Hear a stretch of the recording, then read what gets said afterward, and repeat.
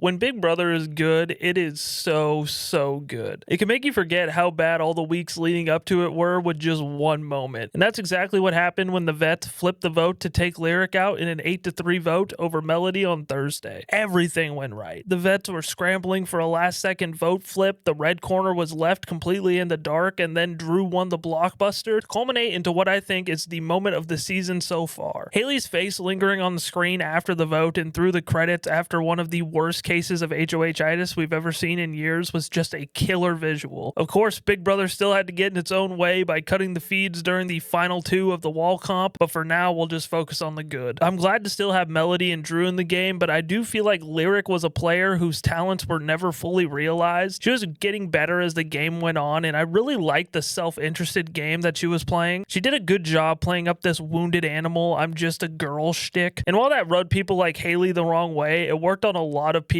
for a while. Unfortunately, Kamu started to realize that she was snowing him. Yash inadvertently hurt her by making the vets realize how close he felt to her, and ultimately Dee and Devens decided that keeping Drew and Melody around to take shots at the red corner was more valuable than keeping Lyric around. I still think there was some real potential there, and it's a shame we never fully got to see what kind of player she could have become. Now guys, before we get into these rankings, if you guys have been enjoying these videos and following along with me throughout the season, make sure to like the video and subscribe to the channel. It really does help me out. Let's see if we can get to 400 subscribers by next week. And as always, the best way to support the channel is by going over to my wife's Depop. Go get you something. The link is down below. So after what was no doubt the best week of the season, where does the house sit 5 weeks into the game following a little bit of a shakeup? Let's dive into it. Coming in at number 13 and going down 5 spots, I have Haley. I mean, what an absolute disaster of a week for Haley. She went from HOH to getting blindsided on her own HOH, completely misreading who flipped the vote, losing some of her closest allies, and now becoming the main target 1 week later. Her handling of the Lyric renom was just terrible. She had a deal with Lyric that she wouldn't put her up, then tried saying that only applied to the initial nominations, and on the other hand, she promised Mallory full safety. That's just a great way to irritate people and burn people for absolutely no reason. Then she gets completely blindsided by the Lyric vote and starts coping by convincing herself that there must have been some sort of vote flip power or have not penalty vote that Angela was trying to pitch to her. She didn't suspect that Angela, who was really close to her, flipped her vote, saying that she would never do that, or Dee, and somehow landed on Kamu being the one who flipped his vote. Her reads are just abysmal. Now, I got some flack for putting Haley in my who's playing the worst game poll last week, but seriously, find me someone in the house who respects Haley's game. I think even if she stays this week, she's drawing dead against literally everybody in the final 2. And then after Latrice wins HOH, Haley thinks the red corner is somehow getting back together, and Kamu proceeds to completely throw her and Chuk under the bus and essentially controls Latrice's nominations to get Haley onto the block instead of himself. That's the killer here, is that she doesn't even have Kamu anymore. She thinks the red corner is rebuilding while one of its original founding members is actively responsible for putting her on the block. Haley has played an abysmal game. She's one of the worst social players we've seen in a while. She has terrible reads, and unless something saves her this week, this feels like the natural conclusion to one of the worst cases of HOH-itis we've seen in years. Coming in at number 12 and going down 5 spots, we have Chuk. We haven't heard or seen much from Chuk, but after getting blindsided on the Lyric vote, we finally got to see the wheels turn a little bit, and I was not impressed. He and Yash immediately became extremely suspicious of Kamu, and while there's some legs there because the Chuk and Kamu relationship has been deteriorating for weeks, they completely failed to figure out where the vote actually came from on their own, and somehow the red corner getting blindsided didn't bring them closer together. It made them want to target each other. Dee wanted to keep Drew around so the red corner and Drew would fire at each other, and she didn't even need Drew. The red corner is doing it themselves. Initially, I thought Chuk got extremely lucky with Latrice winning HOH because she outright said she didn't want to nominate him. Then Kamu gets in her ear and convinces her to do it anyway. That's a huge failure for Chuk. He theoretically had a better relationship with Latrice and should have had the advantage here, and Kamu completely outclassed him. Now Chuk is sitting on the block as probably the backup target behind Haley. I think what gets me with Chuk is how much he acts like he knows what's happening when his reads are constantly off. Then whenever he finally gets the correct information, he'll be like, I knew that. Chuk stinks out loud. I cannot believe this was my preseason winner pick. Coming in at number 11 and going down 2 spots, I have Barrett. Barrett's game continues to basically not exist. He's starting to look like a pawn who's disposable to both sides. I'll still never understand why he refused to tell Drew that Drew didn't have the votes to stay originally. Mallory straight up tells Drew to his face, "I don't think you have the votes," and Barrett, his supposed #1 ally, is sitting there going, "Nah, man, you're good." Ironically, it ended up being beneficial that Barrett didn't warn him because Drew probably doesn't stay if the other side realizes that the vote is flipping, but that's not intentional gameplay, so I'm not giving Barrett credit for accidentally stumbling into the correct result. His entire reasoning was that he didn't want to stick his neck out for Drew because then he'd become the next pawn. Well, congratulations, Drew survived and now you're both pawns anyway. That's where Barrett's game has gone. He doesn't want to be the pawn, but he has so little agency that nobody particularly cares what he wants. He has had such a fall from grace for me. For somebody who knows Big Brother, podcasts about Big Brother, and came into this game understanding the mechanics, I expected so much more. He's passive, he's disposable, and right now I think he's one of the worst players left. Coming in at number 10 and going up 4 spots, we have this week's HOH Latrice. First of all, you have to give Latrice props for that wall performance. For the oldest house guest to go that deep in an endurance competition and outperform an MMA fighter was awesome to watch. Then she actually wins HOH, and I genuinely had no clue what Latrice was going to do because we haven't seen her exercise much agency all season. Her first instinct was actually Devens, which I loved. That's the shot. She correctly recognized why he's dangerous, and unknowingly she's targeting the guy with the diamond power veto. If anybody could afford to take a massive swing, it's Latrice, because she doesn't have enough social capital for people to view her as some gigantic threat afterward. Instead, we eventually land on Haley and Chuk and Barrett, and the craziest part is that these aren't even really Latrice's nominations. Kamu basically talked her into them. I actually think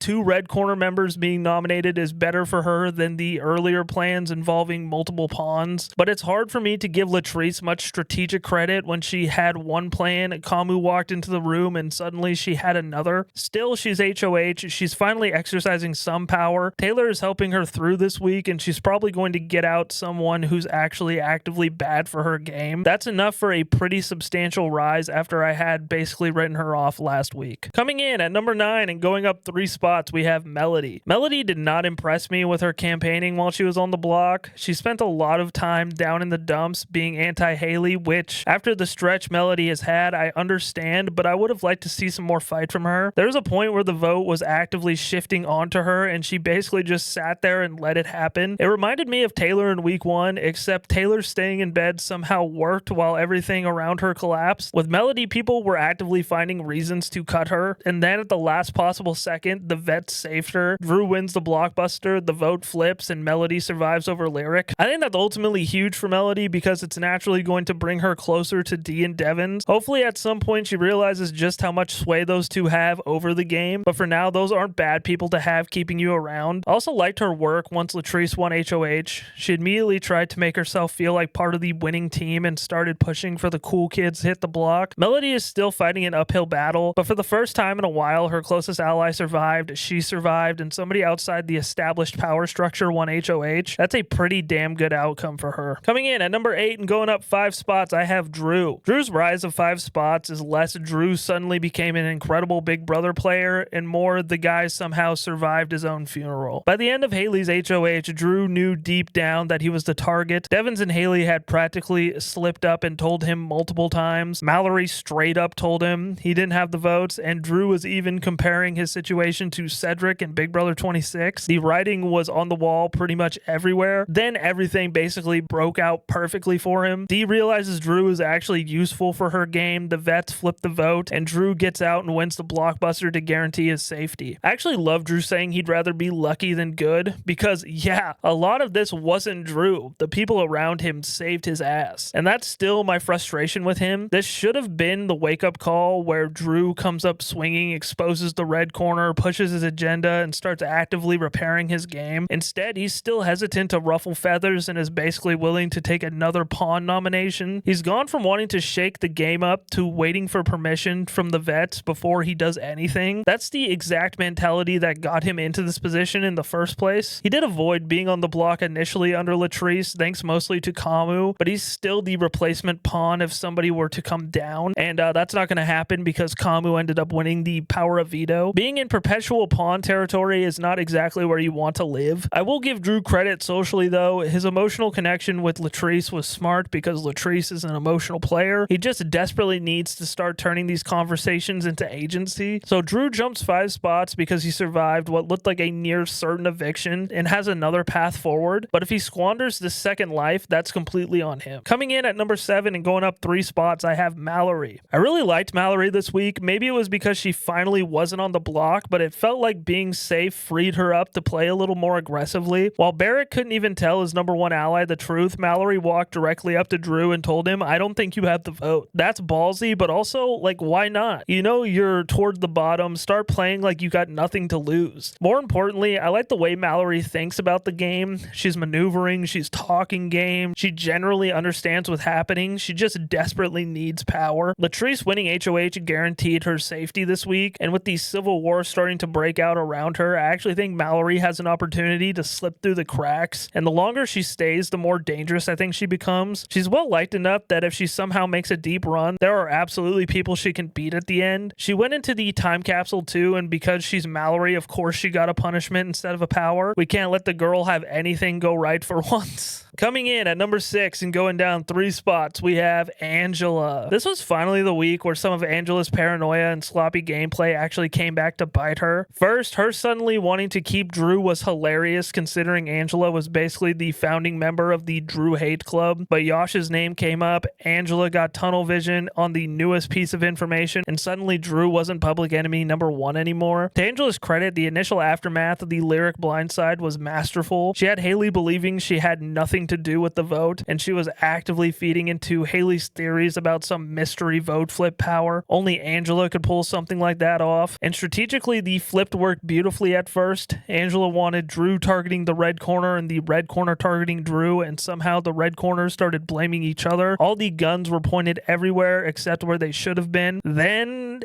Angela told Haley the truth. Of course she did. Angela admitted she voted Lyric out. She and Haley had a massive blow up, and suddenly all that work just disappears. Haley loses faith in her, and I think the other players now have another reason to view Angela as untrustworthy. This was always the danger of making that flip for Angela specifically. That's why she drops for me. She's still positioned really well between the vets, and this potentially revitalized the Honor Society with Taylor and Latrice, which honestly might put her in a better structural position than Dee right now, but Angela just cannot stop herself. Her paranoia creates these problems, her social games somehow fixes them, and then Angela creates another one. It's incredible television, but eventually the variance is going to catch up with her. Coming in at number 5 and not going up or down any spots, I have Yash. Yash had one of the weirdest, 2-week spans because halfway through it, I thought, oh my god, Yash has become Drew, and then somehow by the end, he worked his way back into a really strong position. Remember, Chuk told Angela that Yash had thrown her name out, and Angela immediately got Yash in her crosshairs. Then Yash goes to Dee and tells her that he wants Lyric to stay because he feels like he has Lyric, which inadvertently helps push Dee towards saving Drew. And when Barrett finally tells Yash that the vote is flipping, instead of just submitting, Yash actually tries rallying votes to keep Lyric. Look, strategically, it probably wasn't smart. He didn't have the votes. Drew was an old ally who was about to stay, and that time would have been better spent rebuilding that relationship, but I respect that he tried. Drew and Barrett would never. The bigger concern was that Yash initially was completely wrong about where the flip came from. He and Chuk put their combined brain power together and mostly landed on Kamu, not exactly Sherlock and Watson over here. But then Latrice wins HOH and Yash rebounds really nicely. He and Kamu seem to have reconciled. He's extremely good with Taylor and Latrice, and now there's something brewing with that group while he still has relationships with Dee and Devens. So despite nearly blowing up his spot, I actually think Yash ends this week in a really good position again. He's messy and his reads aren't always great, but this guy just keeps finding ways to land on his feet. Coming in at number 4 and going up 2 spots, I have Taylor. I'm officially very high on Taylor. I know I keep going back to week 1, but I genuinely thought this was someone who might just give up when things get tough. Instead, she's turned into one of the biggest fighters in the house. Taylor isn't content with her positioning. She's constantly trying to form something, build another relationship, or find another path forward, and I think that's starting to pay off. Latrice winning HOH was obviously massive for her, but what impressed me is that Taylor just didn't sit back and assume her relationship would carry her. She actually had input. She pushed for Chuk to go up instead of Kamu, and when Kamu was being blamed for the lyric flip, Taylor was one of the people who knew that he was telling the truth, so she helped sell that to Latrice, which played a major role in how these nominations eventually formed. She even instigated Angela going up to Chuk and Haley and admitting that she flipped her vote, which led to that whole blow up. Taylor is starting to actively create things instead of just maneuver around what everyone else creates. And somehow, after all of this, even Haley is talking about wanting to get closer with Taylor and Yash. That's how good Taylor's social game has become. I still need to see her get power and really put her stamp on the game before I'm completely sold on her as a winner, but she's maneuvered extremely well. She's formed relationships across the board, and she's just starting to show more agency. Watching her basically teach Latrice Big Brother throughout the week was also just fun. I really enjoy these two together. Taylor has quietly become one of the players I'm most interested in watching going forward. Coming in at number 3 and going up one spot, I have Kamu. Kamu had one of the craziest turnarounds we've seen all season, and honestly in a long time, because at the beginning of this week I was ready to tank him in these rankings. The lyric vote could not have gone worse for him. He went from getting snowed by lyric to realizing she was snowing him to becoming one of the loudest voices against her, only for lyric to leave in a vote that Kamu wasn't part of. Naturally, everybody blamed Kamu for this flip anyway. His relationship with Haley and Chuk were deteriorating.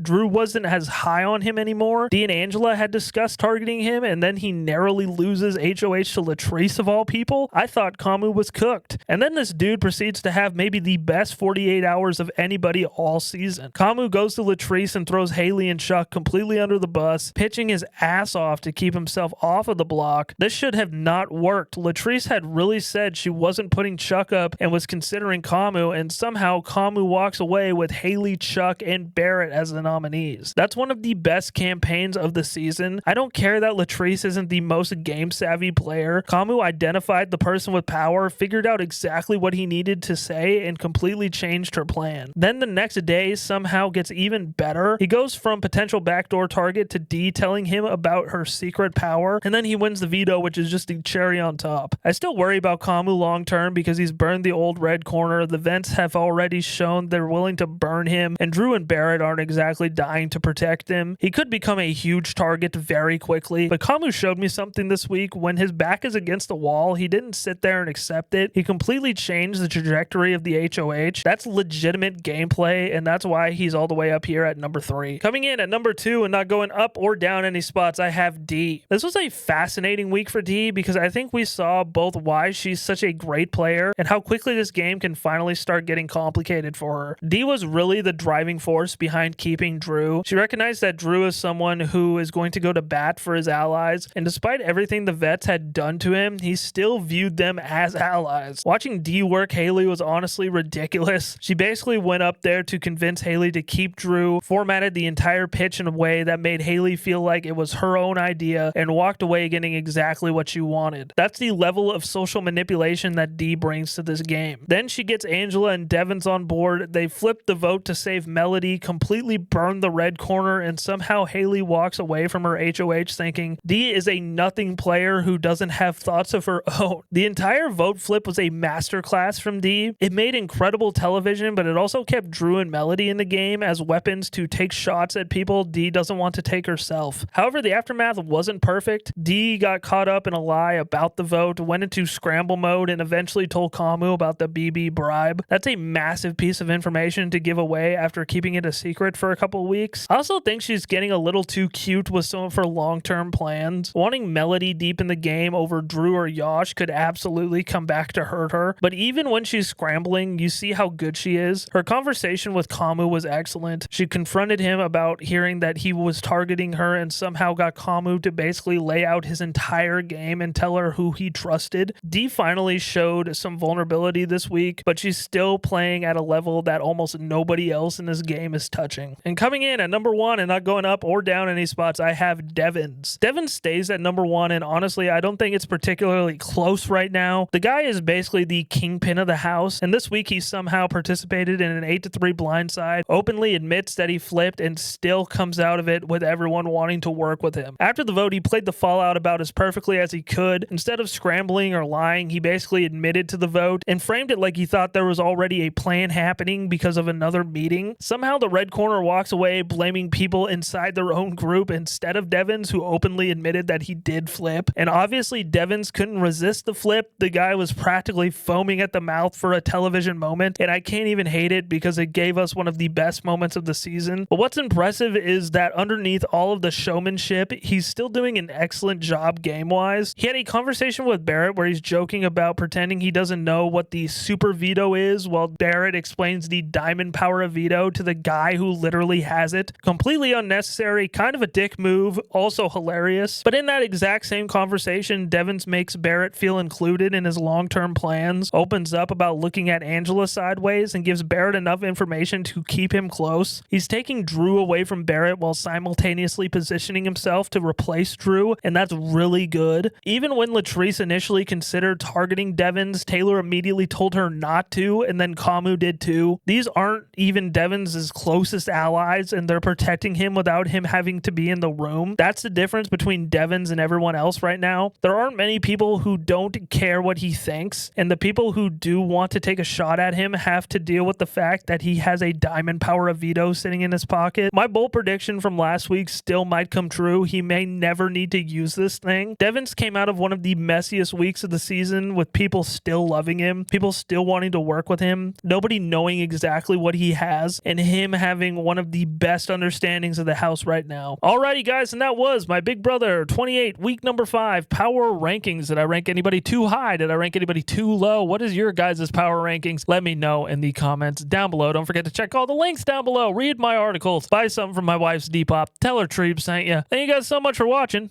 And as always, I hope you guys have a great rest of your day.